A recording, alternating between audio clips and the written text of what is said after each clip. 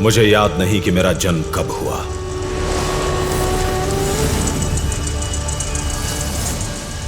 पर मुझे विश्वास है कि मैं किसी योद्धा की तलवार से उठी चिंगारी से उत्पन्न हुआ।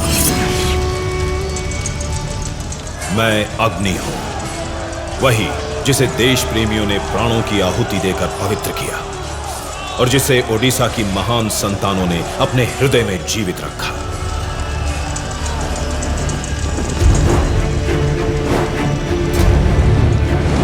ओडिशा एक ऐसा दिव्य भूखंड जिसका इतिहास देखो तो इतिहास नहीं, साहस और पराक्रम की गौरव गाथा है। ओडिशा को जीतने मौर्य आए, मुगल आए, मराठा आए, पर हार जीत के परे ओडिशा सदा ही अदम्य रहा। फिर एक समय ऐसा आया जब राज्यों पर राज्य निकलता, उपनिवेशवाद का अजगर ओडिशा के खोरथागढ़ तक आ पहुंचा। खोरधा के महाराज मुकुंद देव द्वितीय अभी बालक थे और उनके दीवान और मंत्री जोई राजगुरु के कंधों पर शासन का भार था। ईस्ट इंडिया कंपनी ने राज्य पर अधिकार मांगा तो जोई राजगुरु ने उन्हें युद्ध की चुनौती दी।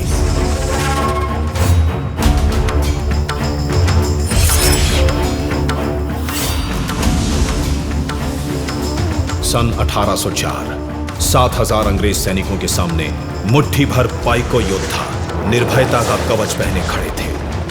अंग्रेजों की जीत निश्चित थी, पर हारने से पहले रणधीरों ने ऐसा समर मचाया कि रणचंडी हर्षित हो नाच उठी।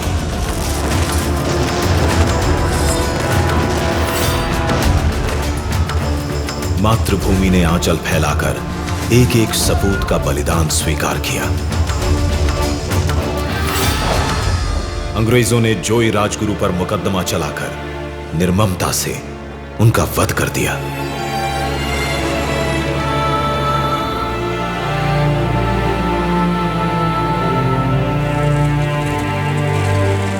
खोरथागढ़ अब ईस्ट इंडिया कंपनी के अधीन था। पूरे राज्य को निराशा और संशय की काली छाया ने ढक लिया।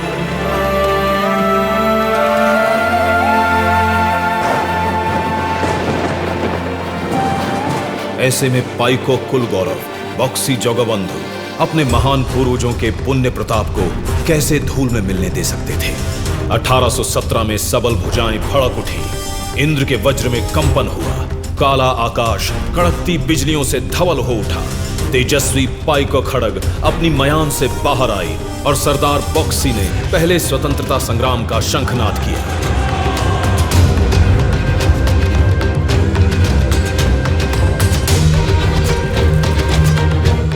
पिंडी की बाहुबलेंद्र और कुर्तिबासा पाटसाहनी जैसे अनेक रणबांकुरों को साथ ले सरदार बॉक्सी ने छापामार युद्ध की योजना बनाई। घुमुसर के कौंध आदिवासी भी साथ आ मिले। सभी सूरमा वो साए गजदल की तरह जंगल से निकल कर अंग्रेजों के दफ्तरों, गोदामों, भवनों और खजानों पर धावा बोलने लगे।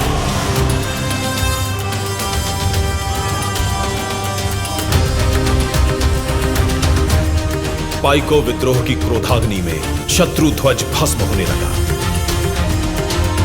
उसी दौरान पारड़ा खेमुंडी में सोरा विद्रोह हुआ। बाणापुर, नयागढ़, दसपल्ला में क्रांति के प्रखर सुर सुनाई पड़े। केंदुझर के भुइयां सरदारों ने तलवारें तानी।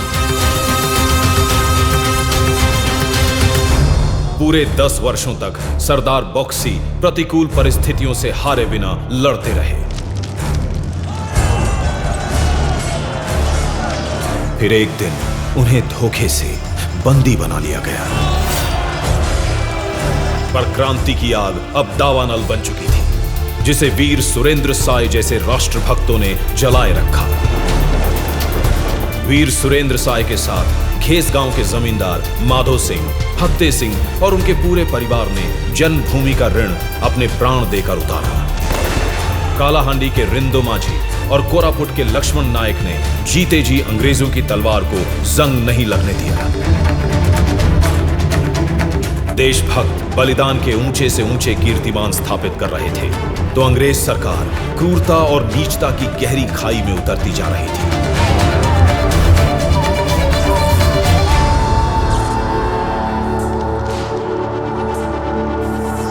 अंग्रेजों की पैशाचिक प्यास जब योद्धाओं के रक्त से ना बुझी, तो उन्होंने निर्दोष जनता को अपना निशाना बनाया।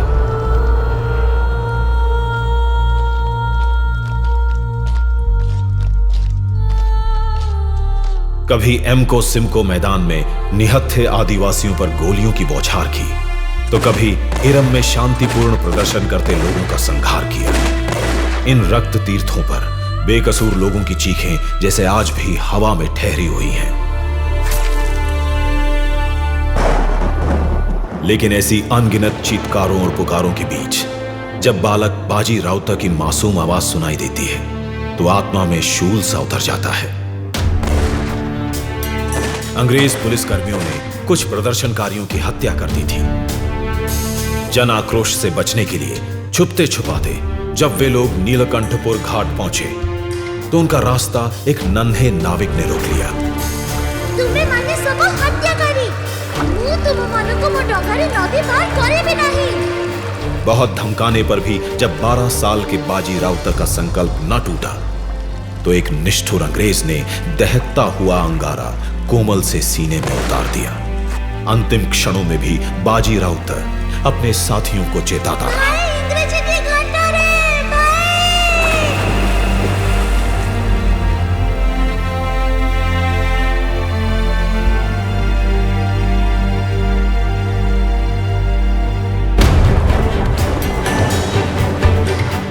काल का कराल सर्प उत्कल जननी की संतानों को यूं ही निकलता रहा।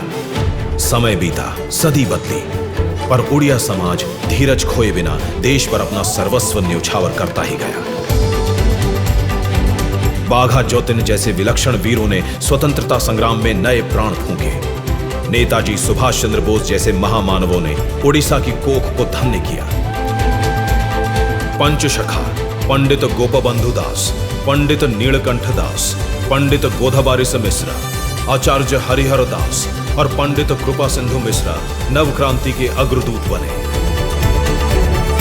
तुम मुझे खून दो, मैं तुम्हें आजादी दूंगा। जब नेताजी ने महा आह्वान किया, तो लक्ष्मी इंदिरा पांडा, वीरपात्रा, ब्रजमोहन पटनायक और सोमनाथ पाणिग्राही जैसे अनगिनत जोशीले जवान आजाद हिंद फौज के जाबाज सिपाही बने।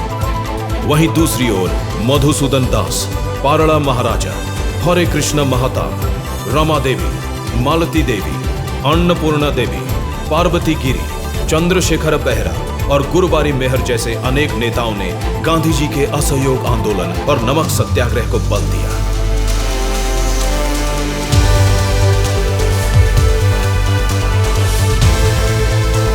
कांत कवि लक्ष्मीकांत ने वंदे उत्कल जननी की रचना कर पूरे प्रदेश में नव ऊर्जा का संचार किया।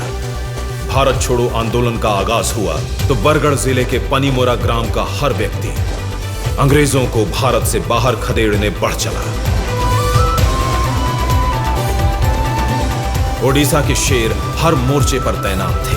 1804 में शुरू हुआ महायज्ञ 1947 में जाकर सफल हुआ। क्रांति की मशाल से उत्सव के दीप जलाए गए।